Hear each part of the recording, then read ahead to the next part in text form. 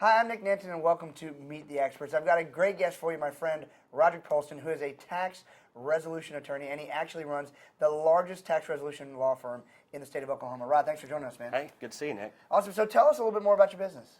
Nick, we've got an amazing business. I mean, obviously we solve tax problems, but what we like to say in my office is we're in the business of changing people's lives. These people are walking into our office. They've got this huge problem, this giant weight is on their shoulders. They don't know what to do, they don't know where to go. Right when you walk into my front office, we have a giant scripture on the wall. It's Jeremiah 29:11. Jeremiah 29:11 says, "For I know the plans I have for you, declares the Lord. Plans to prosper you and not to harm you. Plans to give you hope and a future." We've got hope and a future in big, bold letters because these people are walking in here. Their hope and their future has been taken from them. Okay, so many of them don't know where to go, don't know what to do, and we get to give that back to them. We get to give them that hope and that future. And how can you not have fun doing that? We get to go and change that person's life, and it's all day long, every day. Today's Saturday, so I didn't get any text messages. But if it was a Friday, if it was a Monday, if it was a Wednesday, I would have been getting text messages all day from my office. Just solve this person's problem. Just solve this person's problem. Just got a levy released. Just got a lien released. That's fun. And I have fun doing it. And that fun just becomes contagious in my office. So all of my employees are just these rabid tax problem solvers. And how can you not have fun doing that? Cool. So you guys are making solving problems fun, which is great. That's very cool. So tell me, I know you have a very cool story about the first tax resolution case you worked on. Right. When I first started I've always been in tax law. It's the only thing I've ever done. I started working for a tax law office summer after my freshman year in college. I know it sounds weird, but I always wanted to be a tax lawyer. And that firm was it was a tax office and estate planning, but it didn't handle tax resolutions, tax problems, people that owe the IRS, people that owe the state of Oklahoma. And so when I get out of law school, what do? They always hand off the stuff that they don't want to the young guy. So I got one of these tax resolution cases. Nobody there can tell me how to do it because nobody knows how to do it. So I just dive into this thing.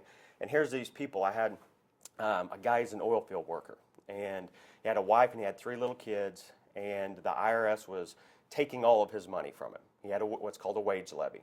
And he's contract labor. So they're taking everything from him. You know, he's not getting a dime from his paychecks. So obviously he's in a bad spot. Walking in, no hope, no future. So I get in there, I start fighting the IRS, I'm screaming, yelling at them. Didn't know a whole lot how to do it. Took me a week to get this thing removed. You know, I get it removed in 30 minutes today. But I can remember it was about a week before Christmas. And so I drive up to the IRS center in Oklahoma City, and I'm like, I'm not leaving until I get that levy released.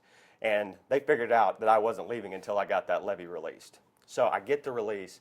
I'll never forget, I'm driving south on I-35, headed back to Norman. This guy's company that he worked for was just right across the river, just south of where I lived. So it was 4 o'clock in the afternoon. I'm driving south in my truck on I-35, headed to this guy's payroll department.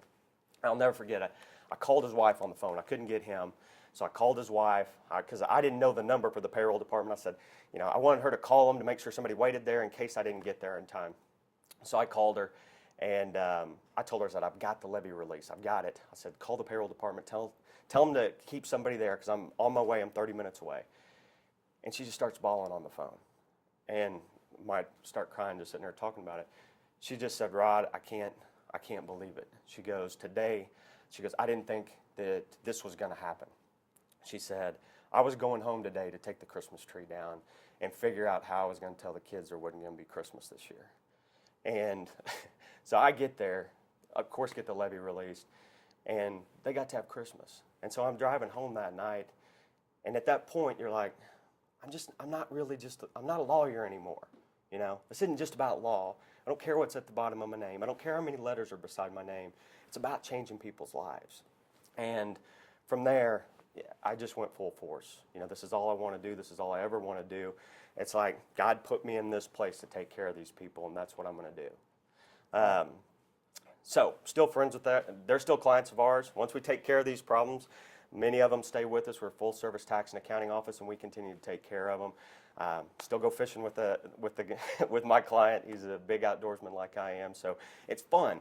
Our lives get intertwined with these people. You know, they're not just your clients. You know, you're sharing a lot of life with them. I mean, my life was intertwined with their lives. I wanted them to have Christmas almost as bad as they wanted to have Christmas.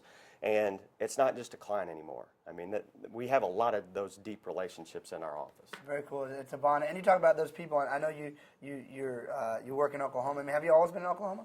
Yes. I was born in Lawton, Oklahoma, and when I was 11 years old, we moved to Norman, where I live now. Went to college, went to law school in the state of Oklahoma. Started my practice in Norman, so Oklahoma born, Oklahoma bred, and I'm sure that's where they'll bury me someday too. So I'm Oklahoma to the bone, I guess you could say. Love it. And so I know there's a lot of people out there right now who might be a little bit afraid because they have either a mounting tax problem or they know something's about to be a problem. Let's talk a little bit about that, because I know, number one, you don't want to just call your brother-in-law who does divorce law. Not Right. a good idea. You got to have an expert, and you don't want to talk to the IRS yourself, right? Right. What I always say, and we get a lot of that in my office. We get a lot of cases that they've called the national chains, paid them a bunch of money, nothing happened. Then we get a lot of people that come in that use their brother-in-law that's an accountant, that use their friend that happens to be an attorney, and we got to go clean up the mess. So what I always tell people is how I rationalize it. I'm like, if you broke your arm, are you going to go to a dentist?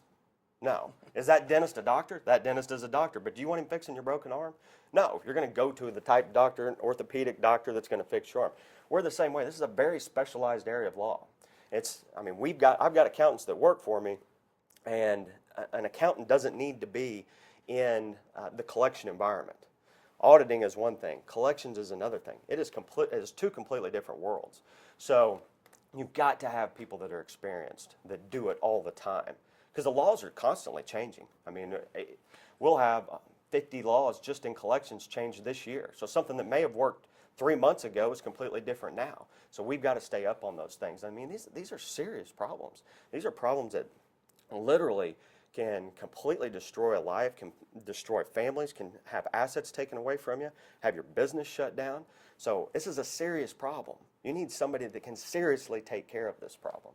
Awesome. And you seem like a pretty competitive guy. Where do you get your competitive edge? Well, I get that question a lot. I'll have to admit, my dad was a high school football coach for 13 years in the state of Oklahoma, and before he got in the insurance business. And when you grow up in a house where your dad's a football coach, you get a little bit competitive. There's winning and there's losing. And losing is not popular when you grow up in a house like that. So I learned that at a very young age, that winning was pretty much the only thing acceptable in our house. And if my dad's watching this right now, he's sitting there nodding his head. And you take that, and I was actually captain on our state championship football team when I was in high school. And so I learned at a very young age that I really enjoyed winning, and I really didn't like losing.